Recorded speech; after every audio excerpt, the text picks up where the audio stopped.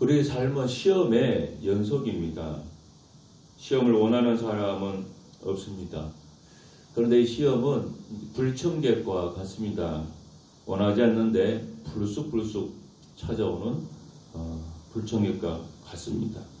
2절 보면은 너희가 여러 가지 시험을 당하거든 이라고 나옵니다.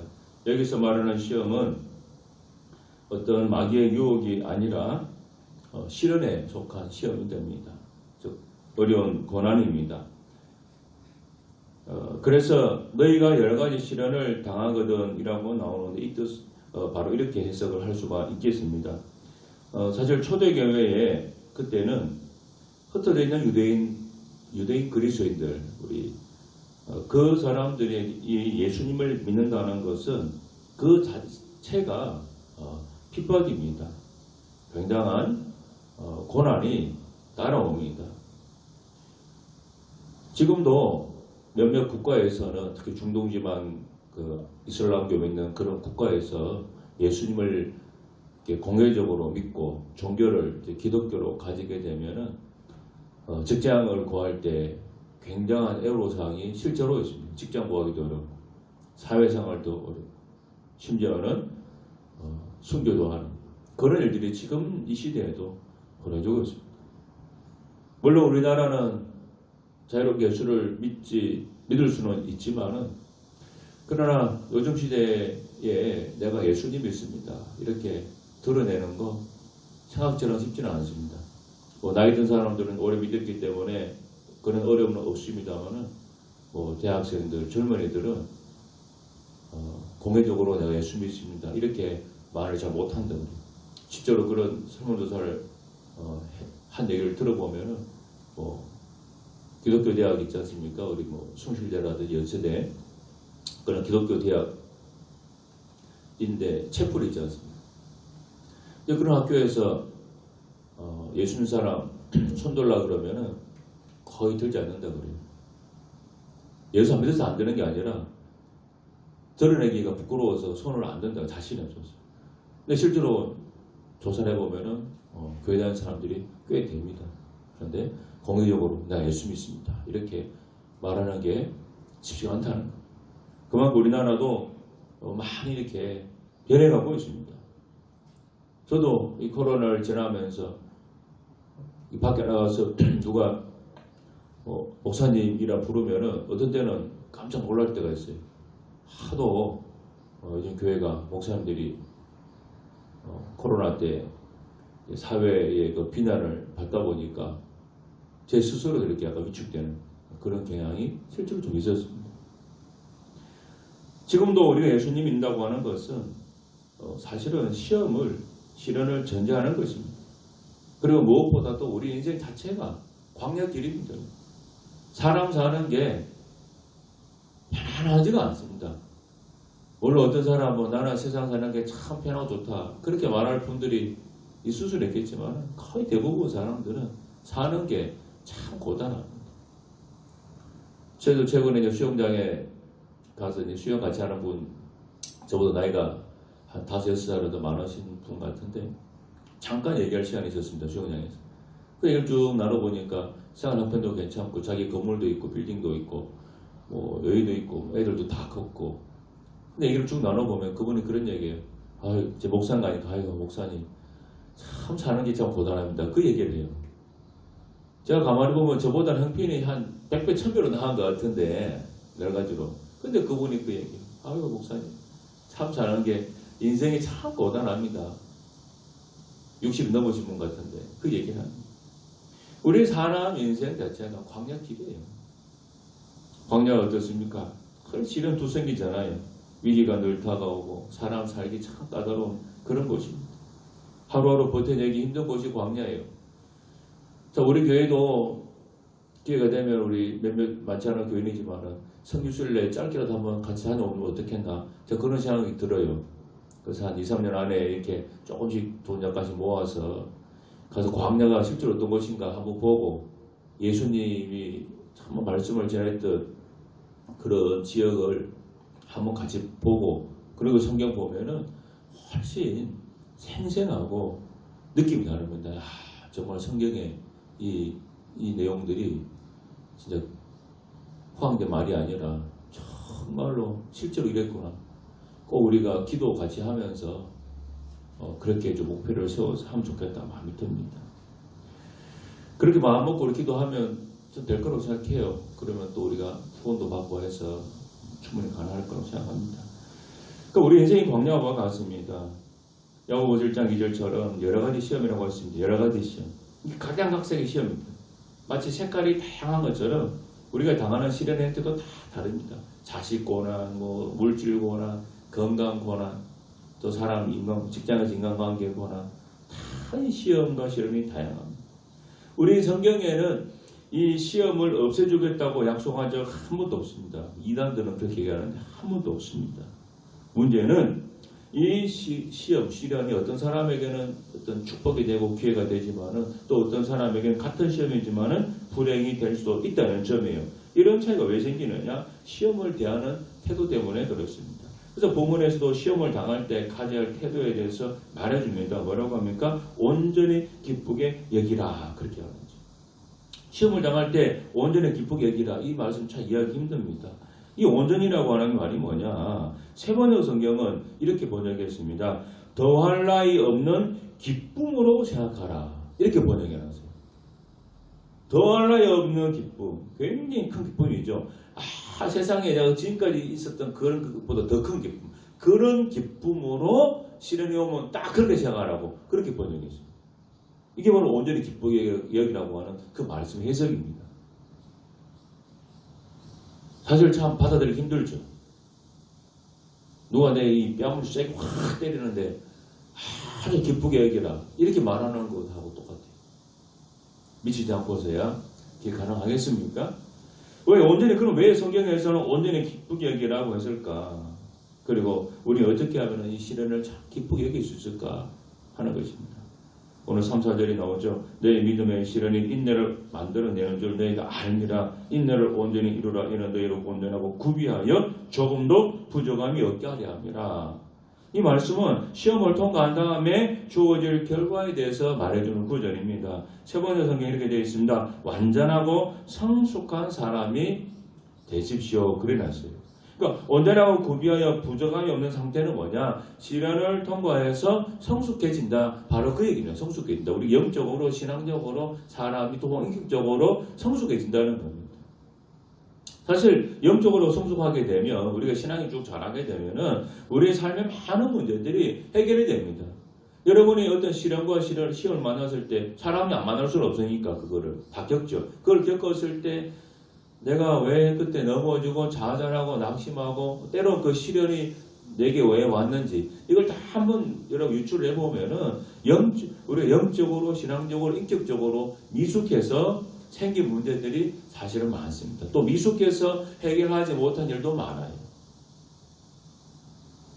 우리가 왜 힘들고 어렵게 살아갑니까? 어떤 영적인 수준에 도달하지 못했기 때문에 그런 경우가 많아요. 그러니까 우리 지난 얘기를 해본다면은 저희가 이제 둘째 때문에 굉장히 어려움이 있었고 많은 시련을 겪었습니다. 고등학교도 제대로 가지 않는다 그러고 자퇴한다 그러고 막 여러 가지 일들이 있었지 않습니까? 그러니까 그때는 그게 굉장히 저한테 힘들었고 고통이었고 그랬습니다. 근데 지금은 시간이 꽤 흘러서 약간 지금 돌이켜보면은 제가 지금 마음으로 아마 그 과거로 돌아간다면은 아마 제가 같은 문제를 겪었을 때 제가 지금보다는 상당히 좀 의연하게 제가 대처를 했을 것 같아요. 지금도 가끔씩 어떤 제 주변의 목사님 자녀들이 중에 학교를 안 다니려고 한다 그런 얘기를 들을 때가 있어요. 그러면은 옛날 같았으면은 그러면 안 된다. 무조건 학교를 보내야 된다. 맞춰야 된다. 이렇게 얘기를 했을지 모릅니다. 근데 지금 어떻게 하느냐. 그럴 수 있으니까 기도해 보시고 아이가 원하는 걸 해주라. 제가 그렇게 얘기해요. 그러니까 과거보다는 제가 많이 달라졌다는 거죠. 이게 보면 이게 내가 성숙했다. 그러니까 그때 그 일이 터졌을 때 내가 지금처럼 이 정도만큼만 좀 성장해갖고 성숙했더라면은 아마 훨씬 수월하지 않았겠는가. 자, 그 생각이 드는 거예요. 이게 바로 성숙이라고 하는 의미입니다. 우리가 영적인 수준에 도달하지 못했기 때문에 여러 가지 그런 일들이 생깁니다. 왜 우리 주님께서는 우리를 시련 가운데 몰아놨습니까? 성숙의 삶이라고, 성숙이라고 하는 것은 시련을 통과하지 않으면 만들어지지 않습니다, 여러분. 절대 만들어지지 않습니다. 시련을 통과해야 됩니다. 그러나 편안하게 주어지지 않습니다. 여러분, 옛날에 노젓는 배, 훌륭한 배사공이 파도가 없고 잔잔한 그런 바다, 그런 기후만 된다면은 훌륭한 배사공은 절대로 만들어지지 않습니다. 막 태풍도 치고 파도 세게 치고 막 뒤집어지고 표류하고 이런 일을 겪어야 어떻게 됩니까? 노련한 배사공이 되는 거예요. 백정노당처럼. 그게 우리 사람이라는 존재예요. 그래요. 사람이라고 하는 이 존재 자체가 편안한 삶 속에서는 성숙한 사람으로 만들어지지 않습니다. 정말 특별한 경우에 뭐 천성이 태어나면서부터 그런 인격적으로 뭐 아주 성숙한 그런 사람이 있을런지는 모르겠습니다만 일반적으로는 그런 경우는 없습니다. 우리 어린애들 보세요. 육체적으로 어리니까 어릴 때 자꾸 넘어지고 막 무릎 깨지고 그렇잖아요. 근데 그 애들이 성장하면 어떻게 됩니까? 잘 안 넘어지잖아요. 잘 걷지 않습니까? 애들 어릴 때 날씨가 확 추워지면 또 금방 감기 걸리고 막. 그 왜 그랬습니까? 어려서 그래요.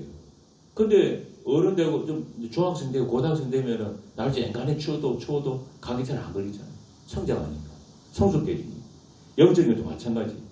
성숙을 온전히 이뤄내면은 우리에게 찾아오는 어떤 문제도 그거를 우리가 잘 통과해내는 능력이 그냥 생깁니다. 빌보드 4장 11절에서 바울이 말했죠. 내가 어떠한 형편에 있든지 나는 자족하기를 배웠다. 자족이라는 것은 자기 스스로 만족하는 건데 이 말은 뭡니까? 내가 어떤 경제적인 형편에 처해도 나 영향받지 않는다. 그 얘기예요. 난 가난해도 나는 괜찮고 부자가 돼도 괜찮고 전혀 난 그런 것에 영향받는 사람 이제는 아니다. 바로 그 얘기입니다. 이게 뭡니까? 성숙한 단계에 이르렀기 때문에 그게 가능한 거예요. 그게 우리 미성숙한 사람 어떻습니까? 돈 많을 때는 막 편안하고 걱정 하나도 없는데 돈이 확 줄어들고 막 갑자기 막 통장에 돈이 떨어져가고 막 그래 되면 미성숙한 사람들은 어떻게 됩니까? 막 염려가 되고 걱정이 되고 아이고 어떻게 살지? 막 그런 게 막 두려움이 확 몰려옵니다.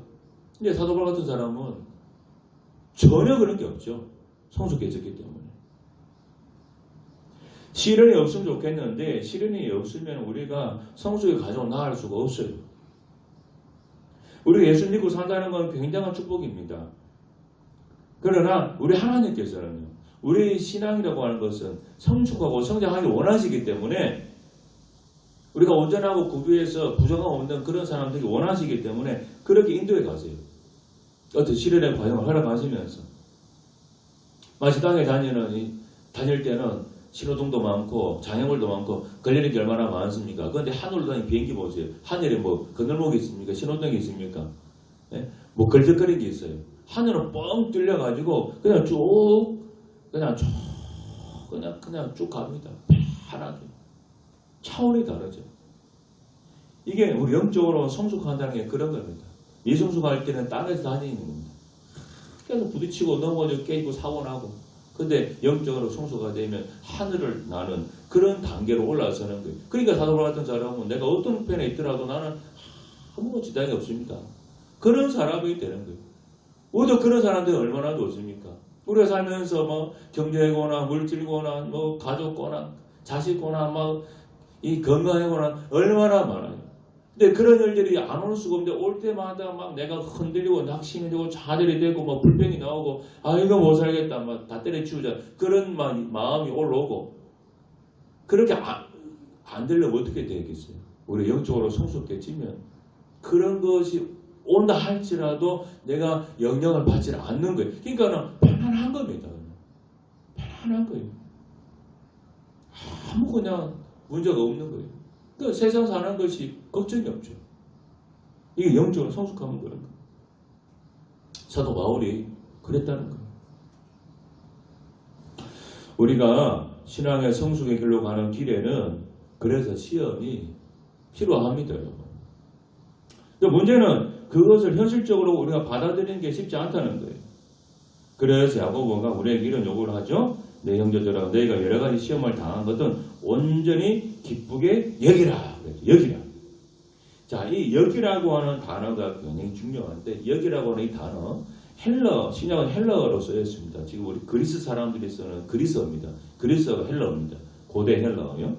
이 헬러어의 단어가 뭐라고 되는가 하면 헤게오마이라고 되어 있습니다. 이 단어의 뜻은 뭐냐? 이끌다, 인도하다, 뭐 주도하다 그런 뜻입니다. 자, 여러분 우리 우리가 가끔 들은 단어 들어본 적 있습니까? 헤게몬이라고 하는 말. 가끔 이제 뭐 토론할 때 보면 그런 말이 나오는 헤게몬이라는 단어.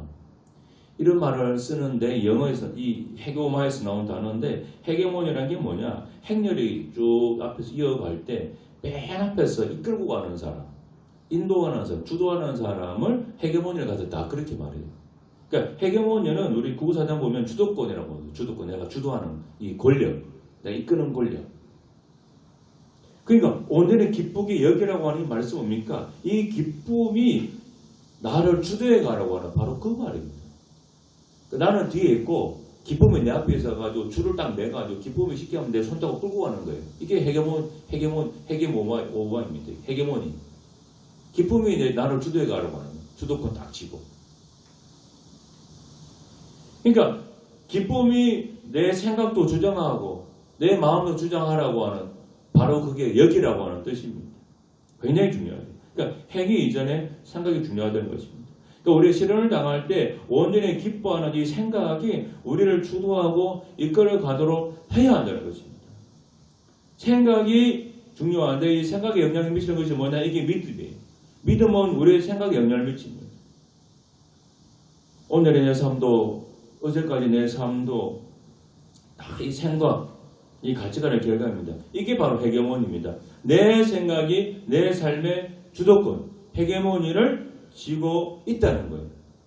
그리고 그 행동을 끌고 가는 거죠. 여전히 지금도. 그래서 우리 삶에 일어난 문제, 여건, 환경 이런 것보다 사실 우리 삶을 더 큰 능력으로 지배하는 게 뭐냐? 그게 사실은 생각입니다. 근데 우리가 믿음의 생각을 가지면은 사건이나 문제를 전혀 다르게 펼쳐가게 한다는 거죠. 이것이 나를 끌고 가니까. 우리 믿음 생활이라고 하는 것은 뭡니까? 결국은 우리의 생각을 바꾸는 거고 신앙적인 생각의 힘을 갖게 만드는 게 믿음 생활이에요. 믿음을 생활을 잘해 나가면 우리의 생각이 바뀝니다. 그래서 이 야고보서 나오는 말 온전히 기쁘게 여기라. 생각의 기쁨이 나를 주도하게 해라. 이것이 실제로 내가 가능해지는 거예요. 믿음 생활을 그렇게 잘해 나가면. 그 믿음의 생각이 어려움을 이겨내도록 만드는 힘이 나오게 하는 거예요. 우리가 말씀을 듣고 기도하고 하는 이 모든 행위 속에 우리의 생각의 변화가 일어나게 만드는 겁니다. 우리의 생각 안에 믿음이 작동되도록 만드는 거예요. 이 생각의 변화가 어디서 오느냐? 바로 믿음에서부터 온다는 거예요. 이 믿음이 우리의 생각을 변화시킵니다. 여러분 성경에 나온 인물들 보세요. 이 사람들이 우리 평범한 사람들하고 다른 거 뭐 특별한 거 없어요. 외적인 것은요. 가장 다른 게 있다고 한다면 그 사람들은 이 생각하는 게 달라요. 우리랑. 일반 사람하고 생각하는 게 다릅니다. 사람들 보기에는 다소 엉뚱하고 왕되고 미친 사람처럼 보이지만은 그 사람들 하는 행동 왜 그렇게 가능했을까요? 믿음의 생각을 가지고 있으니까 그 생각이 그 사람들을 앞에 서서 주도권을 쥐고 쭉 끌고 가니까 그런 허황된 일을 할 수 있는 거예요. 그 노아 같은 사람 보세요.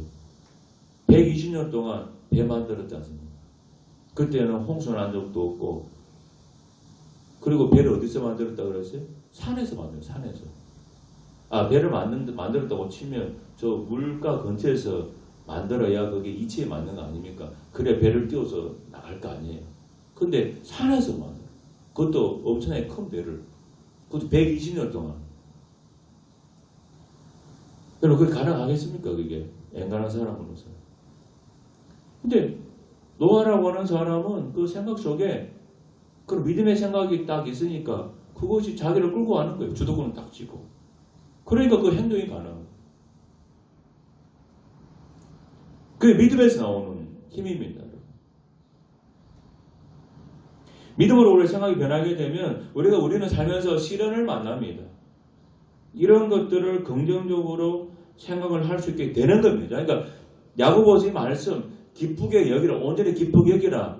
믿음이 적을 때는 이해가 안 되고 말도 안 된다고 생각되는데 믿음이 내가 잘하고 성숙해지면 이제 이 말씀 그게 가능하겠다. 그렇게 해야지. 이 마음이 되는 거예요. 우리 안에는 세속적이고 부정적인 사고들이 굉장히 많습니다. 조상 대대로 내려온 부정적이고 비관적인 생각들이 우리 안에 많이 내재가 되어 있어요. 그래서 우리가 믿음을 얘기해도 내 안에 의심이 먼저 생기고 두려워하고 부정적이게 되는 것입니다. 사람이 그래요. 사람의 존재가. 사람은 부정적이에요.